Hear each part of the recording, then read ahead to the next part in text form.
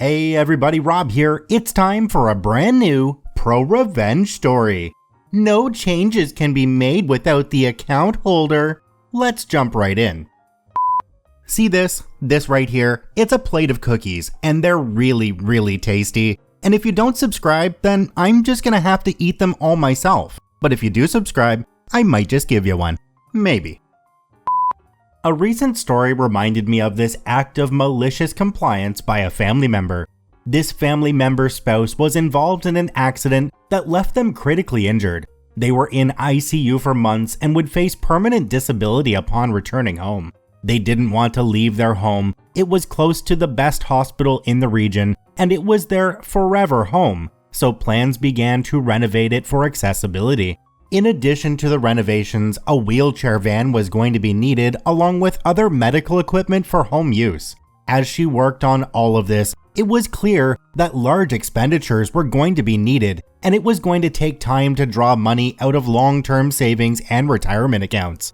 So she called the credit card companies to get their limit increased. Sadly, before the renovations were complete, her spouse passed away after almost 6 months of hospitalization and therapy. Now, attention turned to final arrangements.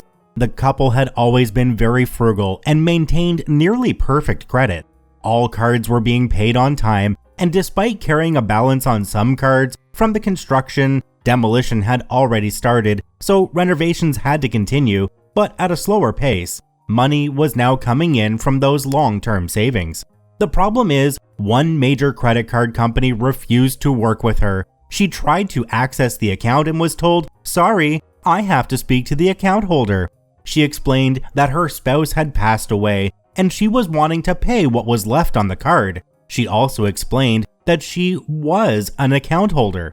Evil Bank stated that she was not on the account. She was a mere card holder and she had no rights to the account. The person on the phone explained that her husband opened the account without her and just gave her the card. She just didn't understand how credit cards worked.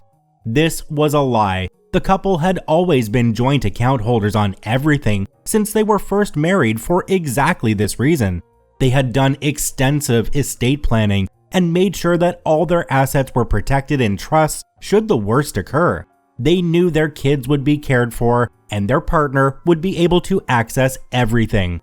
Also, she ran the couple's business for over a decade, navigating a sea of regulations, insurance company billing, and payroll, finances, taxes. Needless to say, she did not enjoy being condescended to. Unfortunately, Evil Bank would not budge. They would not allow any access to the account for any reason. But for some reason, they didn't cancel the card after finding out the sole account holder had passed away. This back and forth went on for weeks, with multiple calls to the Evil Bank and trying to escalate the issue to supervisors to address the state of the account.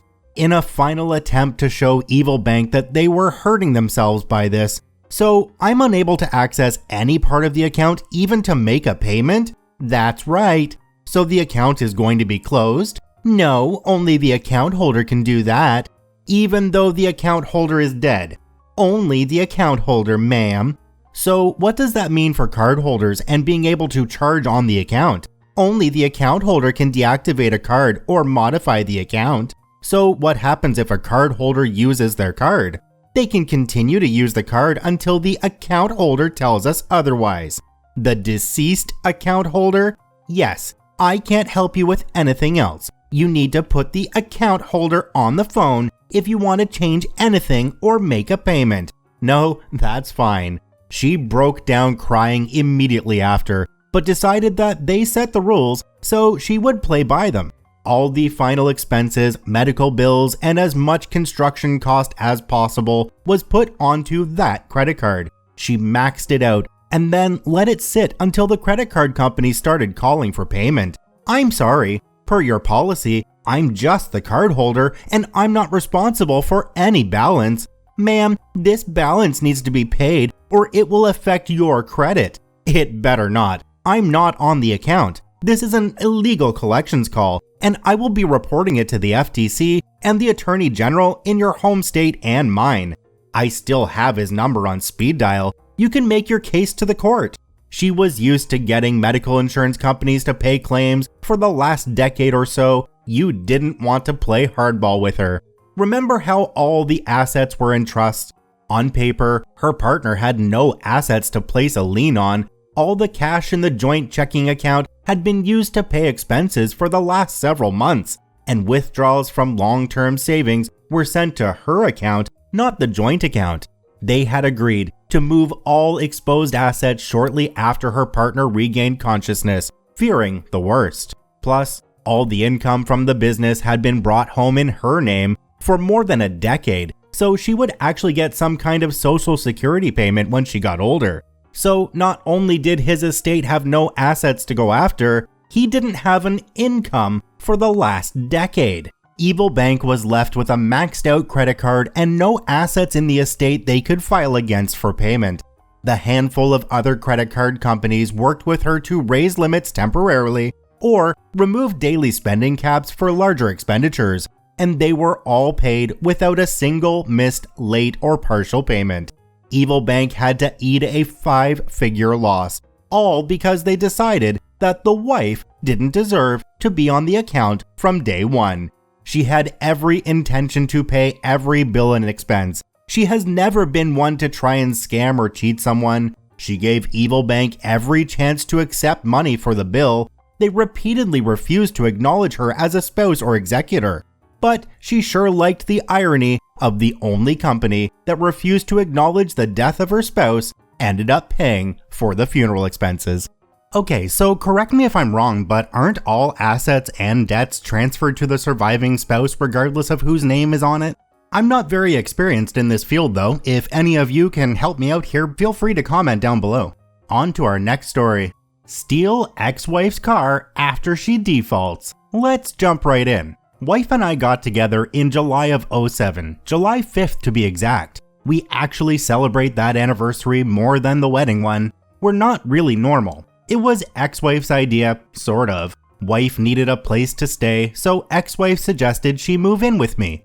Ex-wife just didn't expect things to get serious, and she wasn't happy. She just got remarried at the time too, so WTF? Wife and I have been together 13 years, married 6. Like I said, got together in July 07. The company I worked for got bought out and took over in October. My and our last day was December 1st of 07. I decided I deserved to sit on my ass for a year before seriously looking for work. This is important, I guess.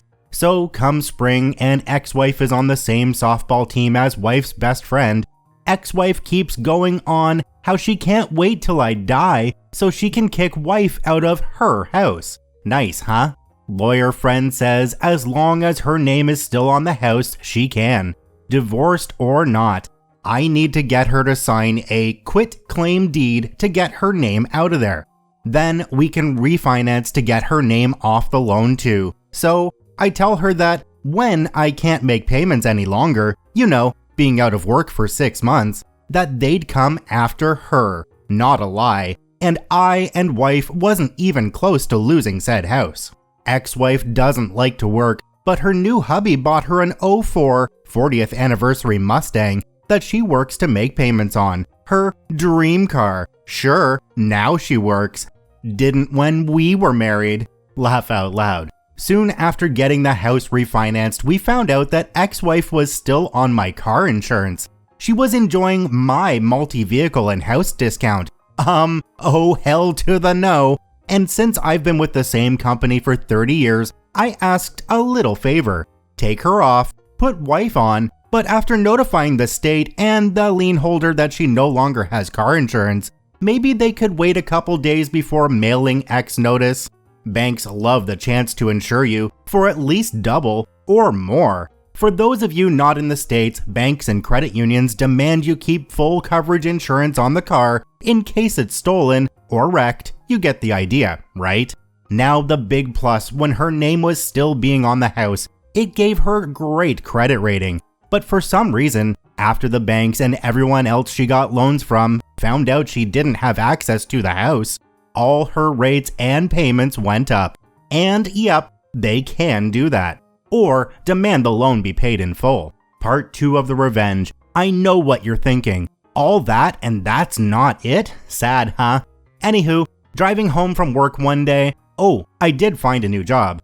I drove past the bank that had Xwife's car loan, and there it be, all shiny and white, just sitting in their parking lot. I knew what that meant, so I went inside to have a little chat. By law, they have to wait 30 days for you to get caught up on your payments, or they put it up for auction. Big hassle for them. Also by law, they can't tell you what the highest bid is, but if you agree to pay off the remainder of the loan, they'd be happy. At least it was worth more than what she owed, but I would have gone over a little. So yeah, on day 31, the wife and I were driving home the wife's new car. And what made it even better, she, the ex-wife, came in on day 32 with the money to catch it up, and they told her who bought it. My number 2 son said she cried all the way home. Oh, life is good sometimes. It ain't much, but it put a smile on our faces. Part number 2, where OP and his wife drove away with ex-wife's car, is really where the ProRevenge was in this story. Something isn't sitting right with me though, because I don't think the bank by law would be able to give out the name of the person who bought the car. Correct me if I'm wrong in the comment section down below. I'd like to thank both OPs for posting their stories to the ProRevenge subreddit. You can visit them at the links in the description below. Please go there and give them an upvote. Once again, this is Rob from Karma Comment Chameleon saying thanks for watching. If you enjoyed the video, please hit that subscribe button, drop a like, and share it with your friends. And we'll see you in the next one.